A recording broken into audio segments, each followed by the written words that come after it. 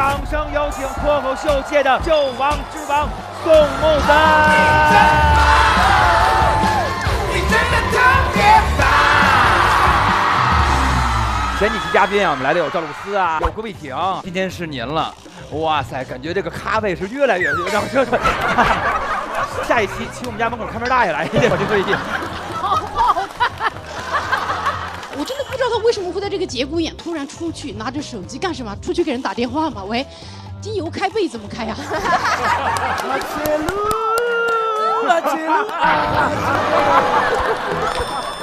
聚会上来的都是谁？我一个长了喉结的女的，另一个长得像 Mini Cooper 的男的，对吧？青春痘就跟坐地铁一样。我说啥意思？我一点进去，他说不要挤。我坐在救护车里，我哥们儿半死不活躺我前边，我们俩中间摆了好多水果呢。我说算了，我们老家那边贡品不让吃。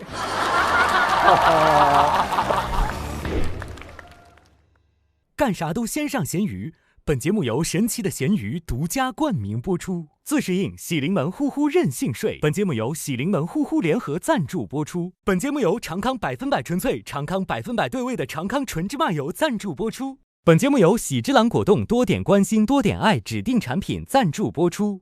连接你的热爱。本节目由大麦演出联合出品，买票上大麦。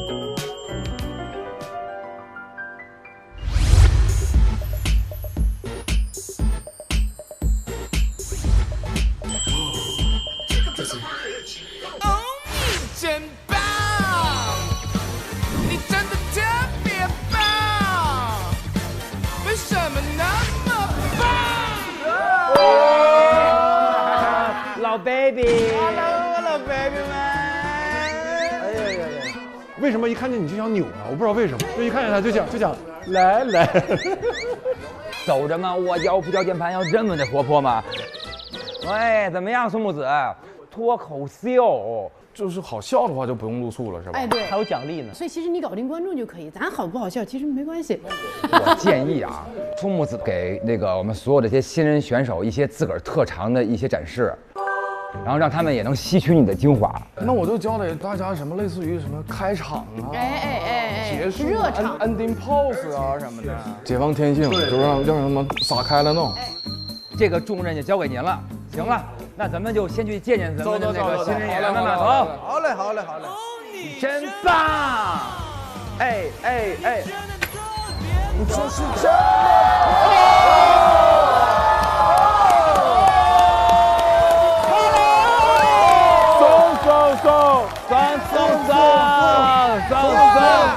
耶，老 baby， 大家好，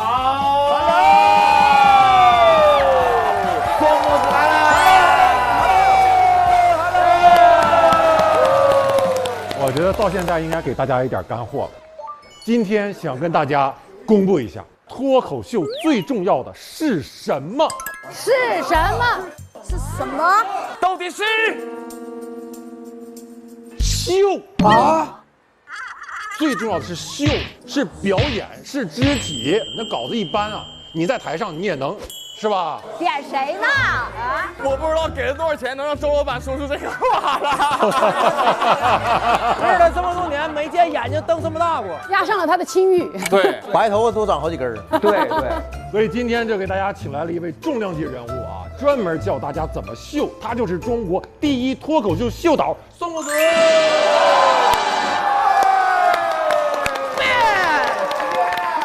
哦，今天主要是秀，脱不脱口无所谓了。哇，来，宋木子怎么着？给大家展示一段啊，怎么秀啊？哎，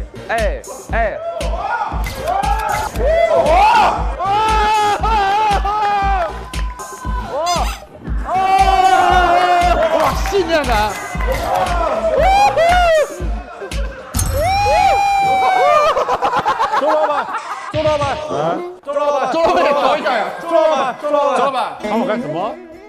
你上来调一下呗。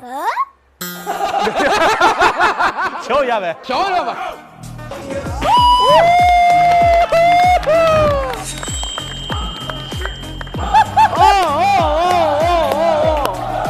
注意留头啊，要留头。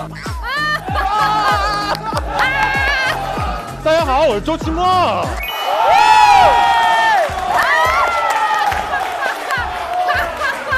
哇，就是这样的，谢谢大家，我是周奇墨。改造翟佳宁的时候到了。咋了？调一调表演。来调整你。导演说你问题比较大，现在就是。哎，你要掏枪。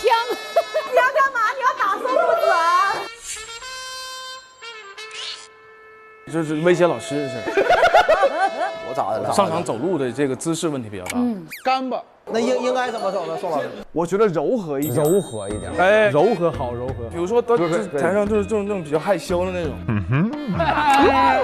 我是翟佳宁。你看翟佳宁表情。一定要这样吗？一定要不是？可以动手吗，咱？来，老师。翟佳宁。有请我们的 sexy man。翟佳宁！哇哦！哇哦 ，sexy man！ 大家好。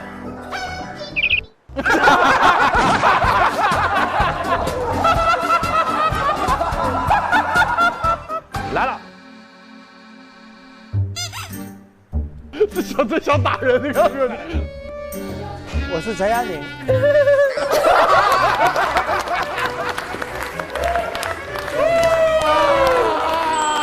成了！成功，大成功！确实，很多演员上台的时候，因为他要记稿啊，肢体动作就不知道怎么配合。首先就是得放开，有没有这种困扰吗？就杵在那儿。楚哥，哦，这个名字就是这么来的，杵在台上不动。我就杵在这儿，一动也不动。楚哥，杵在那儿了，楚哥了。楚哥，来，学习一下。让我楚哥。然后就特别不屑的那种，特别让大家就觉得自己很厉害。大家好，我是楚。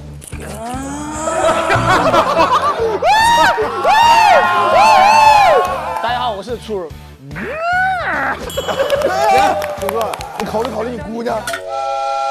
你是个父亲，想想以后他会刷到这一段。放大那个情绪，你感受一下，真的特别开心，然后我特别喜出望外，你就是。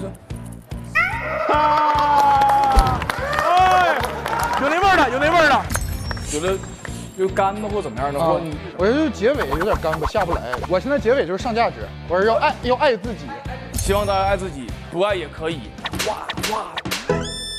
神经病啊！为什么要打自己？不爱也可以，什么东西？什么老师这事儿？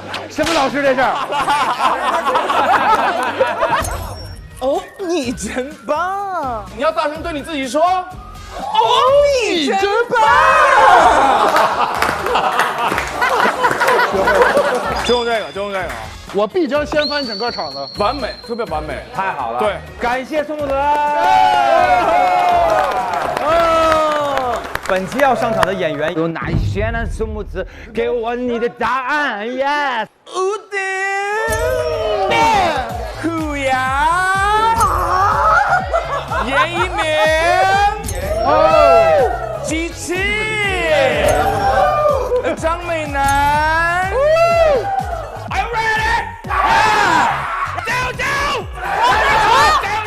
我准备了！大家谁最笨？我最笨。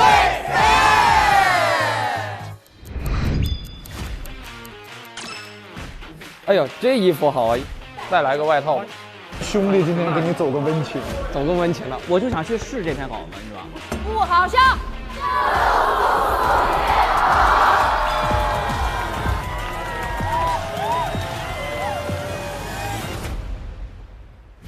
让我们有请最犀利的主理人翟佳宁。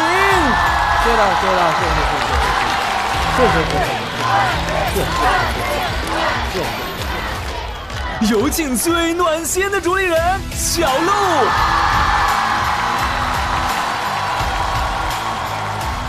有请最靠谱的主理人周奇墨。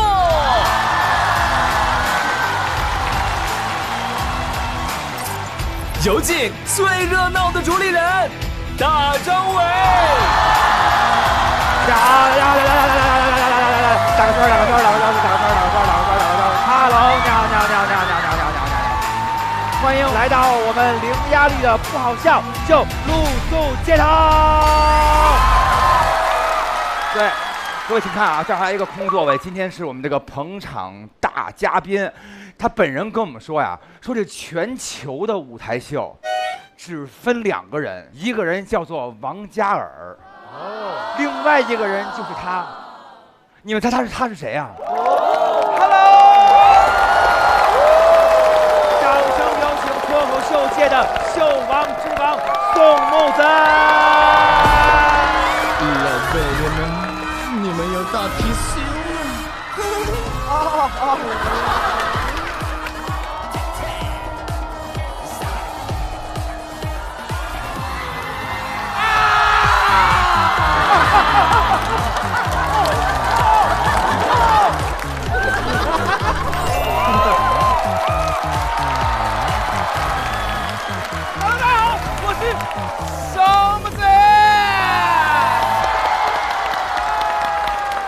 哇，真的好烫啊！哇，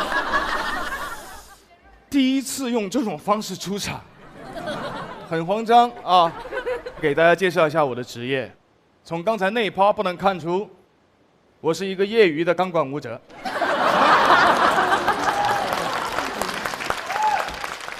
同时还是一个音乐人。大哥，你不哇哦是什么意思？不信是吧？哦，没错，今天就是过来打歌的。哎呀，没有，今天是脱口秀，翟佳宁别生气，不打歌，我是说脱口秀。啊，真的是一个音乐人，不是刚过完年吗？对不对？啊，大街小巷，那每个人的嘴里，每个超市里，是不是都有隐约听见？大貔貅，大貔貅，大貔貅，大貔貅。我的歌。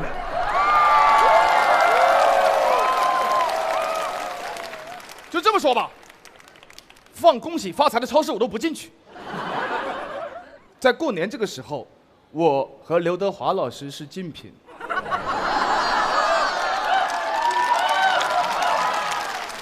节目播了会道歉的啊。哎，我很纳闷啊，跟我说是一个脱口秀节目，但是为什么会有一只钢管在那个地方放着？神经病啊！谁会去跳啊？啊！被你们猜中了。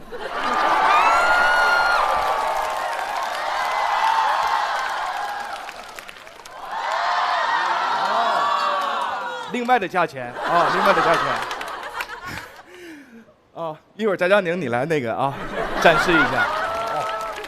我是特别的慌张，很紧张，说脱口秀。你看啊，这位脱口秀的天花板，周奇墨老师。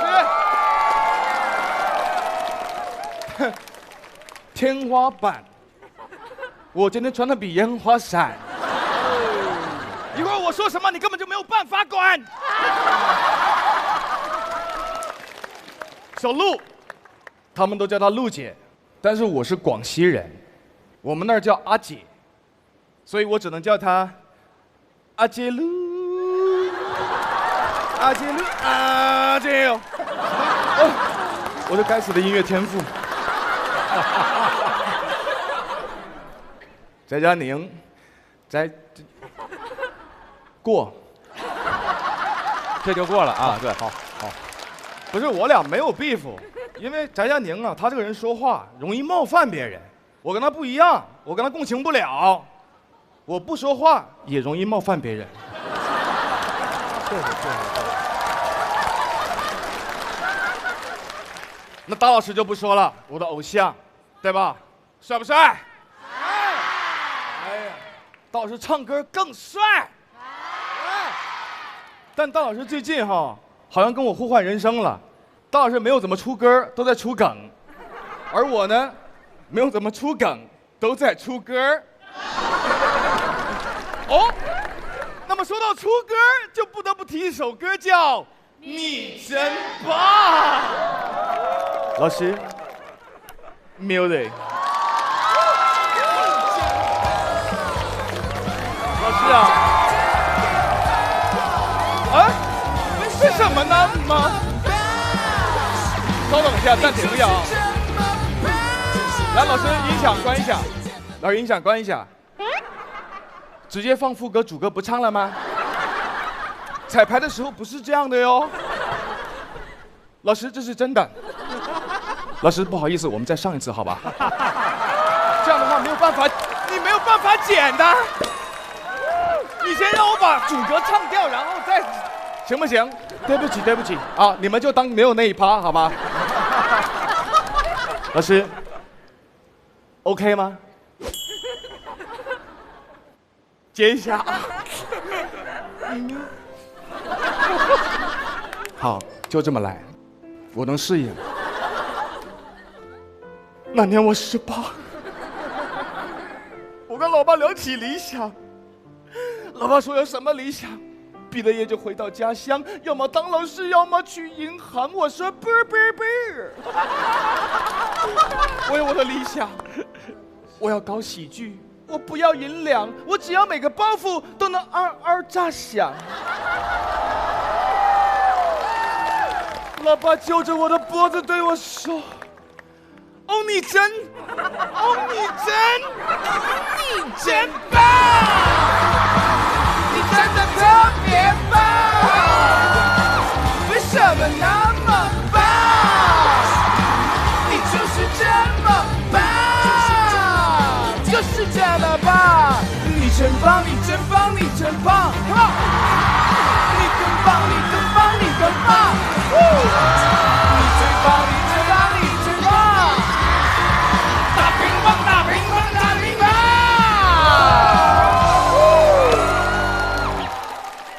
如果你真的棒，那就跟我一起唱。哦，你真棒！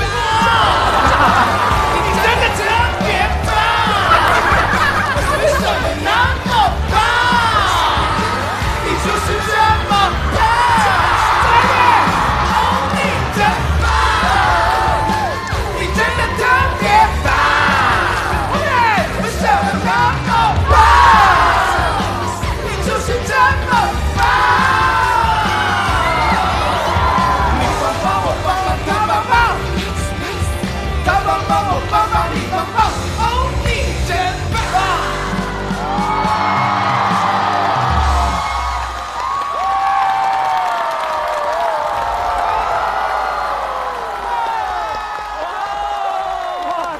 我没有想到这首歌是送给 Kibo 老师的，辛苦了，老师。谢谢大家，我是松子。谢谢松子，来吧，松子，你真棒！干嘛去啊？来这儿，松子。哦，还有。我大概会知道今天会搞成什么样子，所以我提前准备了露宿街头的装备。还要再待一会儿吗？还是我直接去？先待一会儿，先待一会儿啊！待一会儿。太棒了！松子，掌声欢迎！录得了吗？这么油录得了吗？哎呀，没事，别滑下去啊！哇塞！大家会平时嫌别人这油腻那油腻，到这儿的时候就是喜爱，对不对？就是纯喜爱，就怕我太干净了。真的是，我跟你说，全世界如果都嫌你油腻的话，你要记住，这儿还有几个人也嫌你油腻。哎，宋木子，今天那个杆儿，你知道是怎么设计的吗？我不知道啊，我真的那个是给周老板设计的。哎，那个节目第一回在那个杆上跳舞的人是周老板，音乐起，周老板来一段。怎么会突然有我的这一趴？正好没看见。来一个！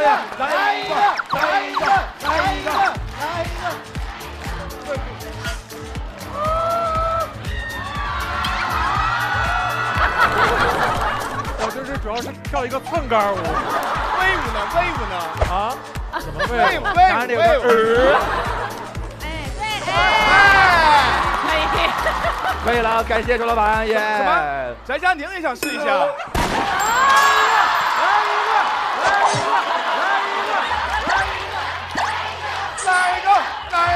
来2个，来3个，来4个，来5个。技巧是什么，宋老师？跟着音乐律动就好。就是解放你自己的天性。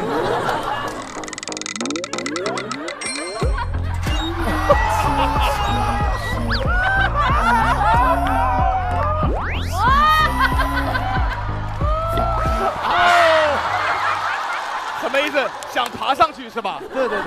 很有上进心的人。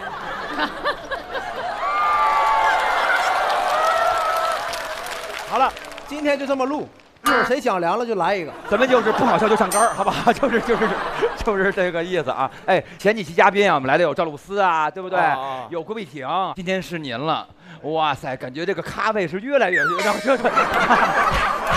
再下一期请我们家门口看门大爷来，我觉得也不是不可。好冒犯。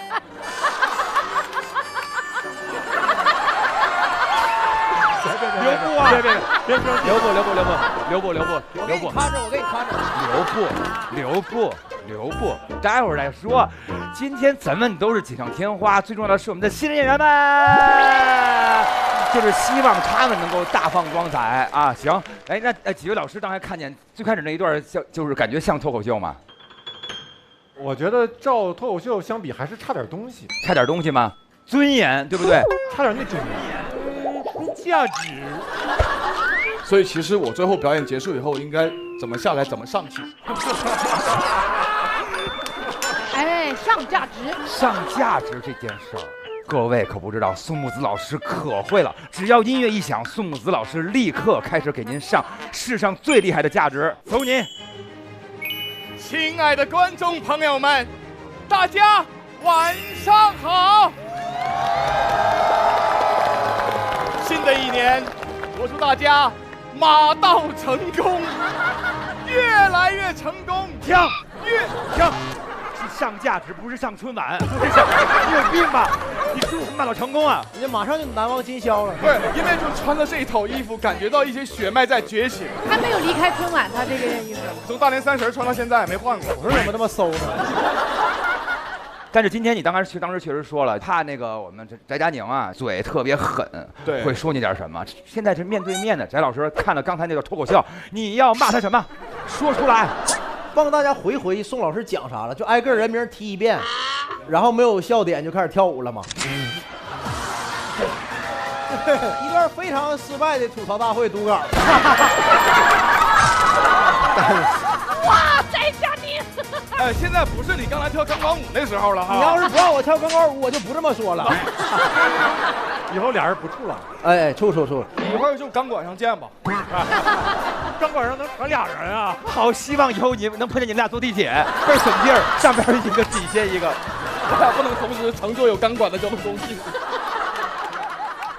好嘞，行，今天呢，咱们主要就是说，咱们怎么样才能够不去露宿街头？那么5颗星就是非常的满意了，单场4星以上超过70%，我们就能够解锁优酷平台提供的各种奖励。那么没到70%呢，我们就要去露宿街头。10场演出之后，总好评达到70%以上，直接解锁2026全年的大麦全国巡演。是的，哎，这个厂牌巡演怎么样？但是宋木子开场多棒啊！你真棒！但不好接啊！刚才都开玩笑的，真我感觉宋老师你这对接你好接。对。是。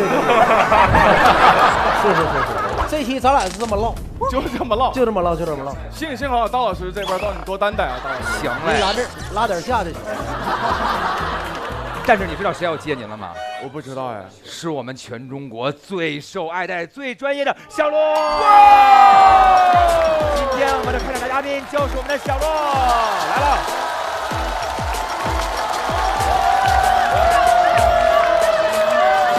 嘿，大家好，我是小洛。哎，谢谢。哎呦，我前段时间呢去学了滑雪，哎，差点摔死，但是别紧张，还没死，很明显对吧？那也算是半死。啊，全身都是伤啊。为了缓解一下我滑雪的疼痛呢，我就去了一个按摩店找人按摩。我是这么走进去的，因为真的太疼了。我走进去之后呢，我一看那个店就觉得特别的冷清，但我实在是懒得再走出去了啊，因为我但凡要走出去呢，我又得。所以啊，我就在那观察了一下，发现有一个大姐啊，她在那打扫。我就想说，哎，我去找这个大姐打听一下这个店按摩的水平怎么样。我就过去问那个大姐，我说，哎，你们这个店的技师水平怎么样？然后那个大姐说，你放心，我们这个店专治这种滑雪疼痛，在整个滑雪场附近那都是数一数二的，你按一次就知道了。哇，我一听这么朴实的大姐说出这样的狂话，那肯定很不错，对吧？我就进去躺下了啊。过一会儿呢，按摩的技师进来了，就是这个大姐。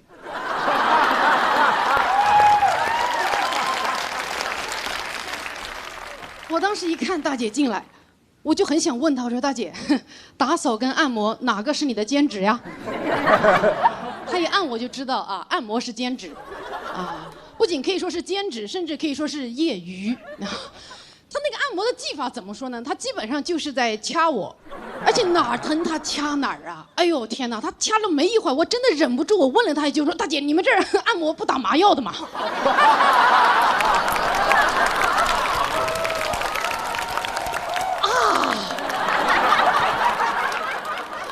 实在是太疼了，但是呢，我为了缓解我滑雪的疼痛，我就想咬着牙承受这个按摩的疼痛。但这个疼痛啊一直在升级，到后来有一瞬间，我疼到整个人弹起来，我一把抓住了大姐的手。我抓住她那一瞬间，我俩四目相视，我也很尴尬。我就不好意思，大姐，不好意思，不好意思吧。大姐特别爽朗的说，哈哈哈，这有啥？以前还有人把我踢倒过呢。我说，哎呦，你还怪坚强的嘞，在哪儿被踢倒就在哪儿站起来啊。然后呢，大姐继续给我按了5分钟，最后我实在是忍不了了，说大姐，咱们要不按了，我们换成那个精油开背吧，反正是一样的价格，我换一个项目。她说哦也可以。然后呢，大姐就在我的背上抹了一些精油，然后她就出去了，就把我就这么晾在那个案板上，我一个后背的精油，她连毛巾都没有给我盖一块。我就这么躺着呢，我就像一块腌制中的牛肉一样，我就这么静静的躺在那，腌了5分钟左右啊，那个大姐才回来。我真的不知道她为什么会在这个节骨眼突然出去，拿着手机干什么？出去给人打电话吗？喂，精油开背怎么开呀？要用刀吗？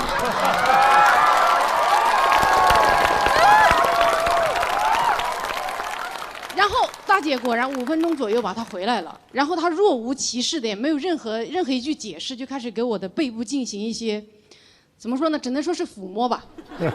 啊，她这种抚摸呢，无法抹平我这个滑雪的创伤啊，顶多是抚平我背后的汗毛。后来我就说姐，咱要不就今天这个精油开背也不做了，我滑雪呢脸太干了，你给我做一个那个面部补水好不好？我看你们有这个项目，那个精油开背的钱我照付。他说啊，也行，那你等一下啊，我出去买一片面膜。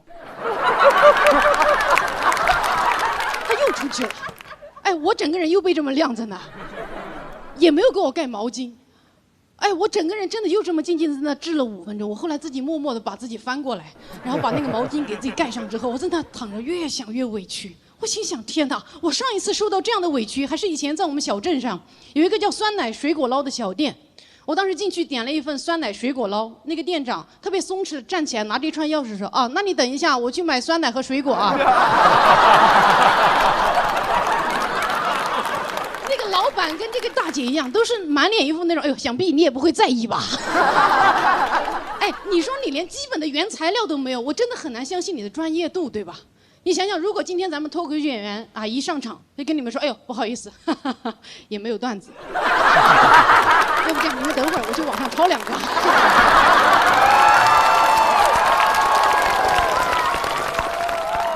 觉得很崩溃啊！我在那躺着，越想越生气的时候呢，那个大姐回来了，她手里拎着一张市值5毛，但是收了我50块的面膜啊。那个面膜上面你一看就绽放着各种紫色啊、红色的那种大花，我都担心这个面膜给我补的水是自来水。她给我在我的脸上敷上之后呢，终于啊，这个大姐体现出一点这种按摩师的专业度，就是热情他在那旁边坐着，一边玩手机一边开始问我说：“哎呦，小姑娘，你这个碰哪儿你都疼，你这身体问题挺大呀！哎呀，你这个颈椎是不是经常低头看手机？哎呦，你这个腰椎，哎呦这么硬，是不是长时间坐着看电脑也不动？哎呦，你这个手脚这么冰凉，是不是内分泌失调？你说你告诉我身上这些毛病有什么用？我又不会改，我这辈子就这样了啊！”正是因为我有这些毛病，才需要被你服务啊！哎，被乙方辱骂，这个体验真的很差，对吧？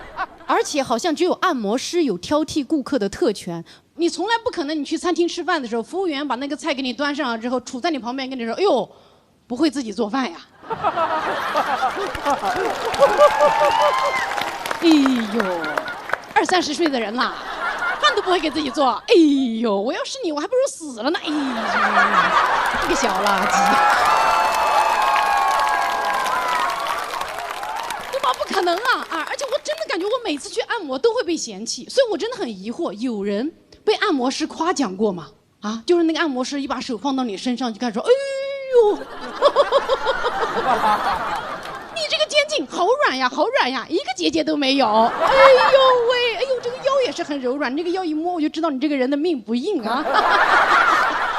哎呦喂，你看看，你瞧瞧，哎呦，你看这个太阳穴也不胀，哎呦，手脚也很暖和。天哪，你一定早睡早起，不玩手机电脑，经常喝热水吧。瞧瞧你小姑娘，这个钱真的是白花了呀。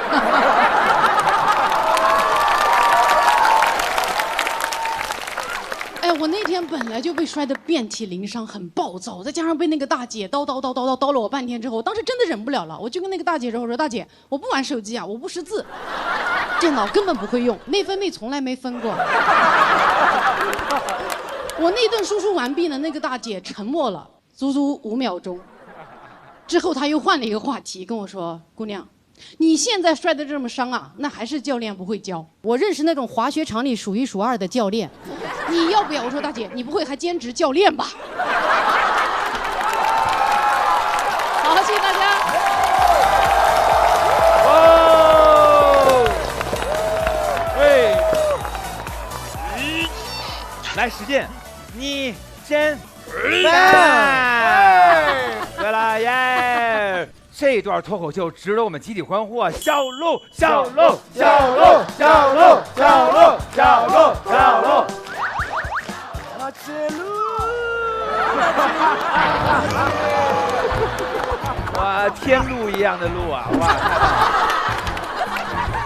好玩，真的好玩。就是说，您当时真的是那样吗？然后身上涂上油就走。真的2次，我真的非常震惊。然而他很随意。其实那天还有一个朋友跟我一起去，他还被拔罐了。然后拔罐的过程中，那个人在那刷手机。那个人同时管2个人。对，他同时这边你涂上油之后，然后呢，他在那边拔罐。对，那个罐他就不管。后来我朋友嚎叫了之后被拔了，然后背上6个那个全部是烫伤的点。哇塞，那不就幸亏是这样。他老人要问说要不要加点油，然后说你好，说好啊，木子出来，你真棒！哎呀，我应该在按摩店省油。是，哎，省油。哎，那个各位有没有就是说曾经也是碰见过这种服务员跟你这儿较劲啊，或者是冒犯的？我是在那个什么，反正就是被服务员认错过好几次啊。对，认成谁啊？撞脸啊！你还跟人撞脸？我其实有一次是把我认成了新仔，占星。刘波儿，他还留胡子的时候哦，对，被认他还有一次是认成了贾冰老师，啊，贾冰老师啊，我这么瘦吗？因为贾老师也是那嘴上拔了火罐的，也是这样嘛。哎，这些你都会感到冒犯呀？不，这个还好，认错人嘛。有一次服务员说：“哎，我觉得你长得好像那个 Mini Cooper 啊。”我第一次见形容一个人长得像一辆车。哎，但是 Mini Cooper 很正常，因为 Mini Cooper 也烧油嘛。行嘞，今天咱们前面这些演出呢，都是为了迎接我们的新人演员们。那么第一位要上场的这位新人演员，他来了，他是我们的幽默神君。兄弟，客气，加油，兄弟。其实我这前面那稿子我就那样了，能力暂时没有办法快速提升了，但是你又有极强的信念感。真棒！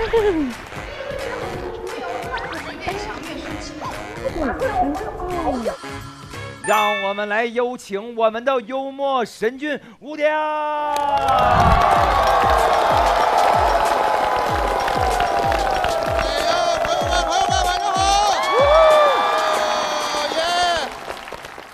我是吴鼎 ，bang。说实话，我小时候家里人对我期望很高，因为我爸读书的时候成绩非常好，所以他对我要求特别高，他要求我考试必须进前10。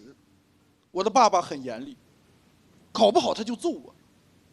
我的爸爸也很辛苦，我一直考不好。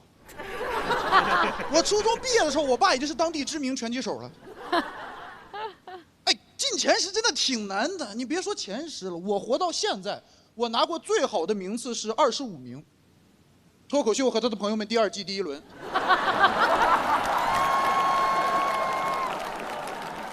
你有看过那个节目吗？有认识我的吗？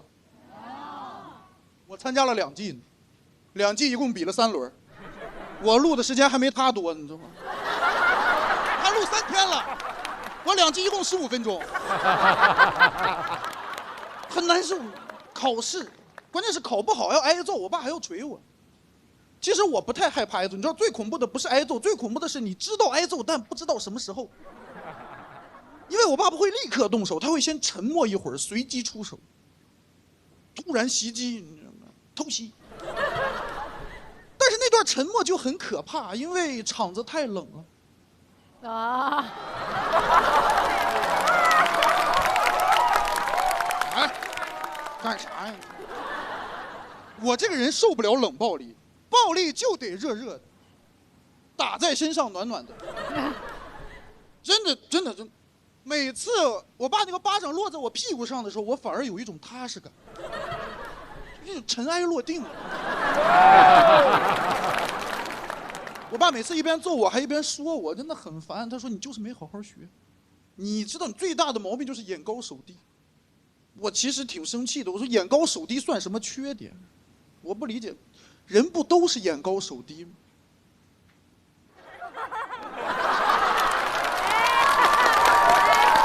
是哈，这好。手高眼低，那是猩猩。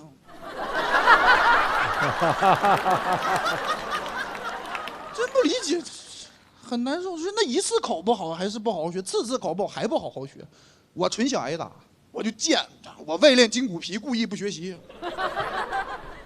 其实能理解，家长对孩子有期待是正常的，但是你如果有过分期待，就有点愚蠢了。《西游记》里有一个妖怪叫九头虫，不知道你们有没有印象？就是他有一次派他手下的小妖怪奔波而霸去把孙悟空干掉。你就期待有点太高了，你让一个鲶鱼精去干掉孙悟空，相当于让我去挑战付航，反正都是被猴子打死嘛。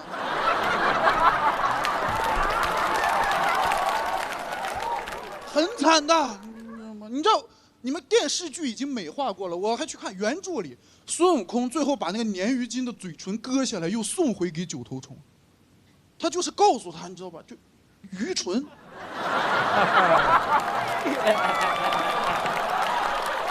不要有太高的期待，但是说实话，我爸还是有优点的。我爸有一点，我爸有人性，有点人性，他通人性，挺不错的父亲。他打完我，他愧疚，他会想马上补偿我。关键问题是他这个情绪衔接的太快了，我跟不上。他有时候刚前脚揍完我，后脚又回来了，他表情都没变过来。他看着我，他说：“走，去公园。”我说什么意思？没考好要活埋我。他为了让我放松一下，他会挤出一个笑容。他说：“好害怕。”我是最喜欢去公园。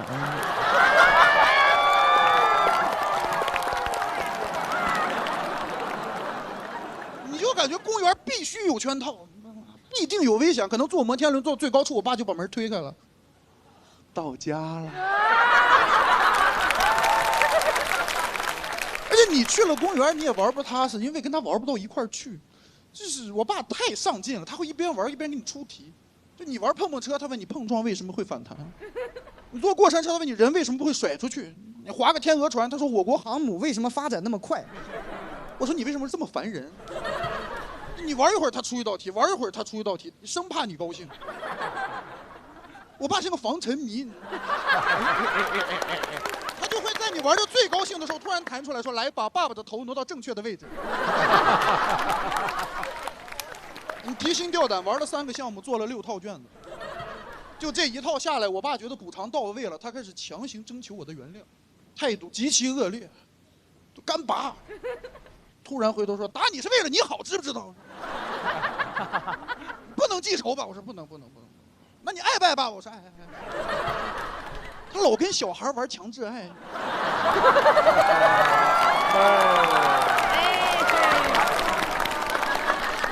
我真的觉得我俩太不公平，爱和恨全由他操控。我现在快30岁了，我现在已经开始独立生活了，但是还是有一些影响，因为我不太敢犯错，因为总感觉会挨骂，总是提心吊胆。有一天晚上，我躺在床上喝啤酒，我不小心就把那个啤酒洒在床上了。我当时下意识我就把被子盖上了，我不想面对，我很烦躁。我说怎么能这样呢？这么大个人连个酒都拿不稳，眼高手低。我说哎，谁骂我？感觉有我爸的声音。我说爸爸在哪儿呢？爸爸去哪儿了？爸爸在这儿呢。就是你已经习惯了被责备了，你没有人责备你就自我责备。但其实我想事情很简单，因为我观察了一下，我有洗衣机。你床单弄脏了就去洗床单嘛，对吗？考试没考好就去改错题，脱口秀不好笑就露宿街头嘛。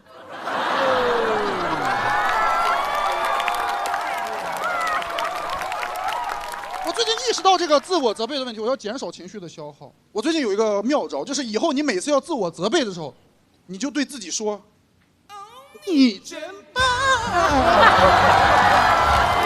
特别棒，为什么这么棒？这么棒！”好，谢谢大家，我是吴鼎元，谢谢。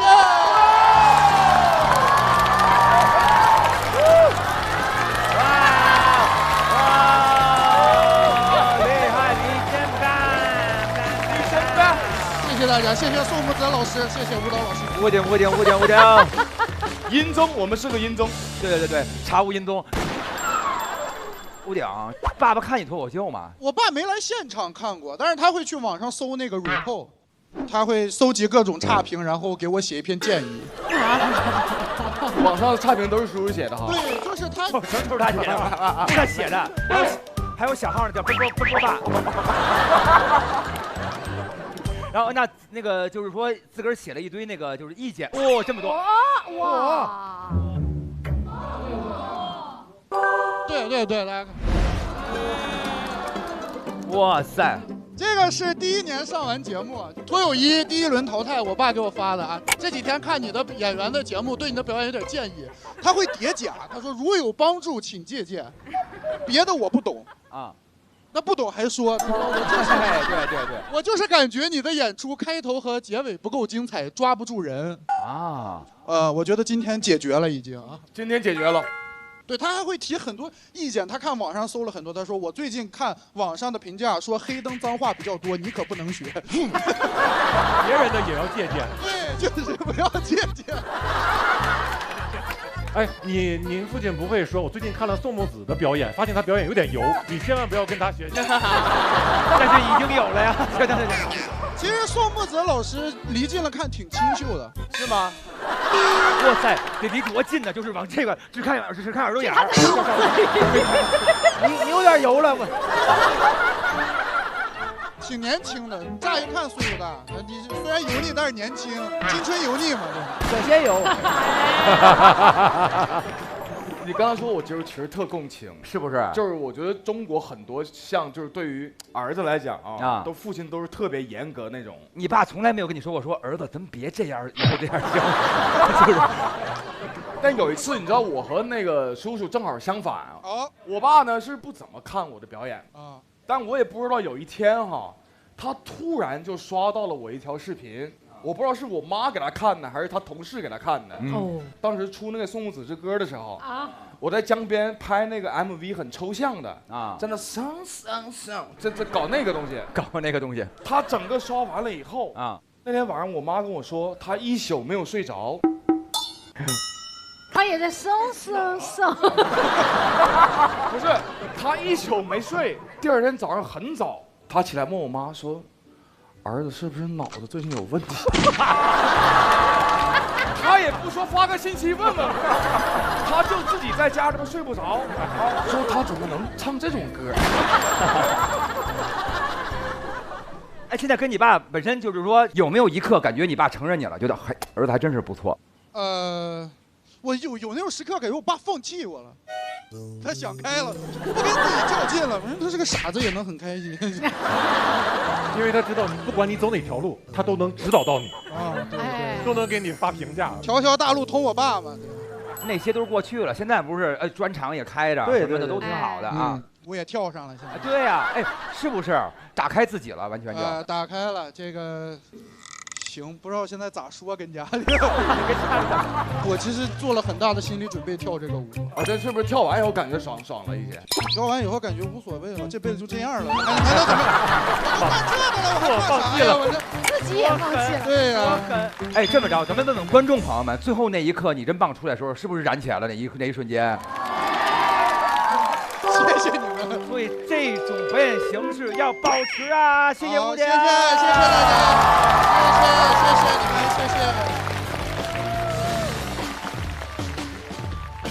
我觉得确实挺好的，就是他明显你听他讲段子，你就能感觉出是那种在线下千锤百炼过的老炮的那感觉了。舞台感也很从容，你看今天包括最后的呈现，用宋木子那个来收尾，一点不觉得尴尬，其实是一个能力。我觉得也是挺好玩的，就是打破一些他们那个常规的操作嘛，看看观众什么反应。哎呀，怕让人笑话。那其实我说实话，朋友们，跳的时候真挺爽的。每到深夜，我就会想起曾经脱口秀的黄金年代，那时候的喜剧没有套路，无比的纯，但现在再也找不到100%纯粹的东西。面呐，你把这当开放麦了，我都饿得快晕了。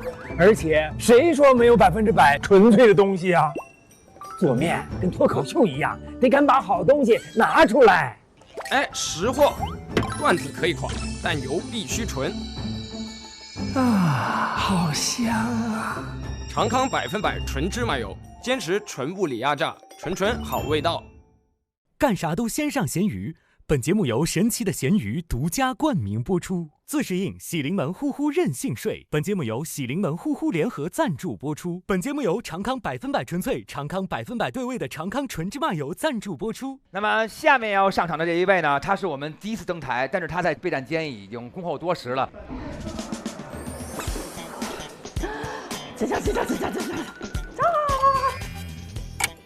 我一直以为没我呢，我就觉得有一种就是。被自己的那种自我否定给困住了的那种感觉吧。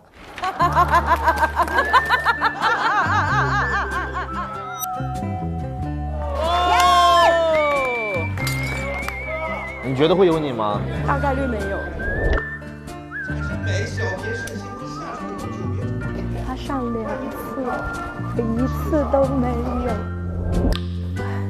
很脆弱，人年纪大了就会容易流眼泪，有点技不如人的感觉。哎呀，没有啊，但是我都在想，要不然就算了。然后后面发现啊，原来有我呀，那我难过那么久，为啥呀？借小璐姐的喜剧之力，好运好运，接喜剧之神降临吧！有请我们的虎牙。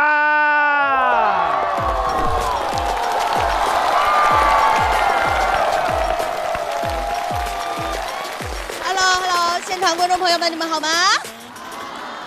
哎，先自我介绍一下，我叫虎牙，我今年30了，大家能看出来吗？你看今天观众情商就很高，你知道吧？我在后台给天一说，我说我今年30了，他说不止吧。但不得不说他眼光挺准的。我今年35了。对，我跟你们讲，我发现人过了30岁以后啊，特别容易生病，而且有些病吧，它莫名其妙。比如说前段时间，我发现我自己长了个喉结。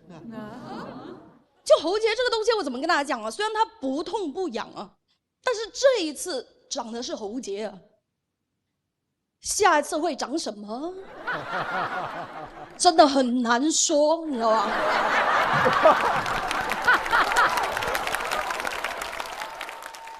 因为喉结这个东西，它对我来说太陌生了，我完全不知道它有什么用。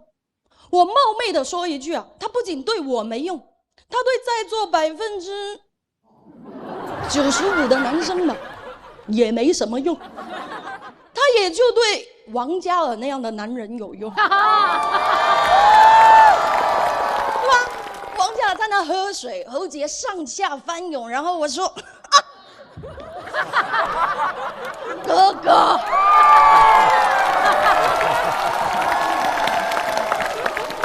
它长在一般的男生身上真的没什么用，长在我身上就更加没用了。然后我就上网，我查了一下女生为什么会长喉结，给的理由也很扯淡。第一个说的是过分消瘦，很明显不是了，对吧？第二个说是青春期的时候激素分泌异常。实不相瞒呢，我离更年期更近一点。第三个就更扯淡了，他说遗传。他说如果你父母双方里面有一个人喉结特别明显的话，就有可能被遗传到。我认真问一下在座各位啊，有没有谁父母双方都没有喉结的啊？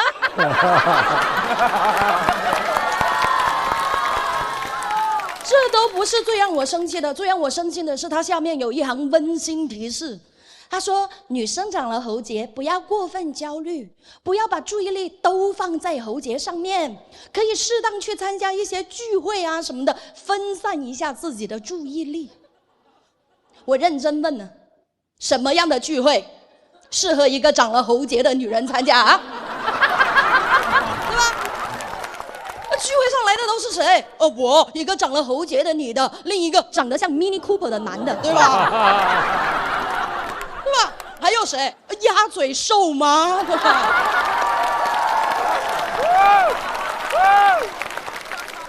我真的不知道该怎么办，然后我就找了我的闺蜜，我就跟她讲，我说我好像长了个喉结啊。她说怎么可能啊？我说不信你摸一下嘛。然后她摸了半天，问我说：“哎，为什么你喉结不会动啊？”我说：“哎，对呀，为什么我喉结不会动啊？我是长了个死结吗？我对吧？”然后他就跟我讲，他说：“哎呀，你这个估计不是喉结，可能是个良性肿瘤啊。”我说：“真的假的？”他说：“也不一定，也有可能是恶性的。”让我去大医院检查检查，然后我就去了。去了之后，医生就跟我讲说，我这个大概率是甲状腺恶性肿瘤。我说：“哎，吓死我了，我还以为是喉结呢。”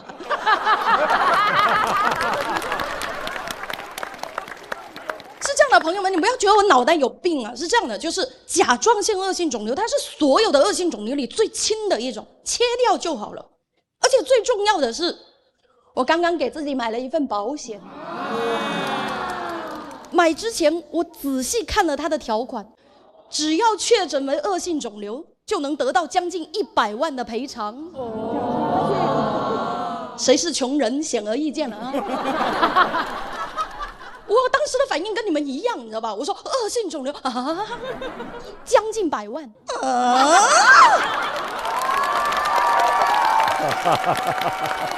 我想赌一把，你知道吧？真的，我都想问问医生，我说医生，你看我这个肿的这个脚踝这里有没有可能也是甲状腺癌啊？真的，我都疯了，你知道吧？但是啊，有个很尴尬的问题，就是这个保险它是有个观察期的。他必须要过了90天才生效，我病早了，然后我就跑回去问医生，我说医生是这样的啊，我的保险还没生效，根据你的经验，我能不能再过2个月再说？我想要这个100万。然后医生跟看傻子一样看着我，他说如果你非要再等2个月，我建议你再买一个身故险。咱们风险对冲一下。我说哎，有道理。他说你还当真了是吧？你赶紧住院动手术，不然转移就麻烦了。那没办法，我命里就是没这笔钱嘛，我就只能去住院动手术。当时我姑姑还特地来照顾我。我做完手术，从手术室推出来，麻药还没完全退，我躺在那已经可以听到身边的人讲话了。我就听到那个护士在跟我姑姑讲，她说病人麻药没退啊，你不要给他喂水啊。我姑姑说你放心啦，这是我亲侄女啊，我一定会好好照顾她的。我当时在想，我姑姑真的好爱我。过了一会儿，护士出去，我就听到我姑姑在我病床前自言自语，她说人怎么可以不喝水呀？懂不懂啊？那个护士手术前就没喝了，你渴不渴？渴不渴？啊，不说话就是渴，是不是？我当时麻药没退，动不了，也说不了话，我躺在那就在想，完了，我身故险受益人不会写了我姑姑吧？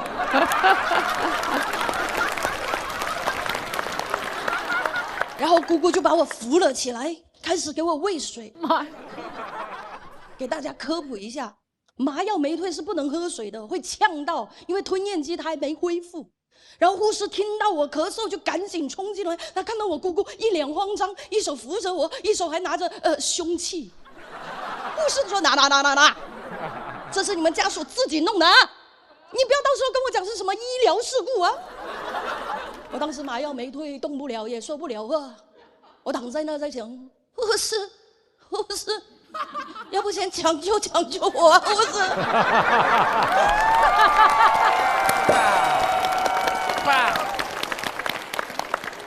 后来在我姑姑精心照顾下，原本3天能出院的我，大概住了半个月的样子。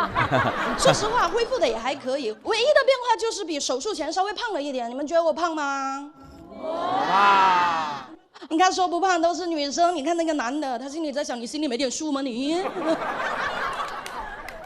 不瞒大家说，确实胖了一点，我比我手术前大概胖了30斤的样子。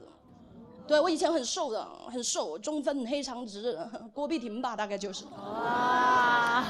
对，胖了以后，那些男脱口秀演员都叫我欢哥，每次都在我面前唱什么从头再来。其实说实话啊，就是做手术之后很长一段时间我都挺不自信的，也是做了脱口秀以后才找回了一点信心。我认真的建议各位跟我一样不自信的朋友都来尝试一下讲脱口秀，你知道吧？好不好笑另说，主要是你做了这一行之后，你就会发现啊，丑人真多啊。但是都很可爱，谢谢大家，我是虎牙。虎牙，抱！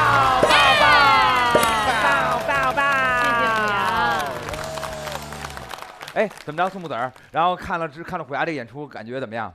口音亲切不？好亲切呀！哎，虎牙，你是什么口音？是广州那边还是广西的？哦，我是广东人，然后我的母语是客家话。对，你在后台跟我们聊天不是这个口音，然后。对，我小时候的梦想是成为一个主持人。我考了3次播音证都没考过，太好了，太棒了，太好了，应该的，显而易见啊，显而易见嘛。但我觉得有特点，对啊，我觉得特别好。对，不管怎么着，反正我觉得这是第一次演出，什么心情？看着大家都在演，一直没上台，好难受。我说是不是啊？你看着一个个就是不如你的人都上台演了。哎呀！开玩笑，错了，就是会很着急，因为观众都特别好，就很想上这样的舞台来演一演。观众朋友们看不见你着急啊，每天在家里头哇。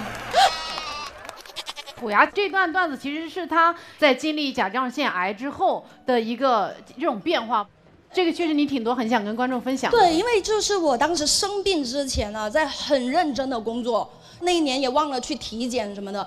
我说实话，听到癌这个字，我真的是本能的眼泪就出来了。我说医生为什么？我说我又不抽烟，又不喝酒，我也没有什么坏的生活习惯。他说很常见啦，就是他可能就是跟激素水平啊、压力啊、情绪啊，而且大部分女生都会比较内耗嘛，千万不要内耗，朋友们，你知道吧？千万不要内耗。对，哎，这一点真的就是特别可贵，因为我们下午跟各位这个新人朋友们去宋子上大师课的时候，大家都不好意思学桑，就是那种对。当时觉得怎么克服这一关呢？怎么后来变成你的特色了？就只要是你认定了，你上台就不要 care 大家的想法。是，而且其实我觉得宋木子每次上台，他这些表演，他其实都是带着极大的善意的。虽然也带着恶心，但是对也不一定是吧？那个是副作用，善意的副作用。大家对我的善意比较大，现在对，观众是带着善意看的，这确实是。好嘞，谢谢您，希望您永远健康，继续发光。特别好，你我大儿你留着玩的。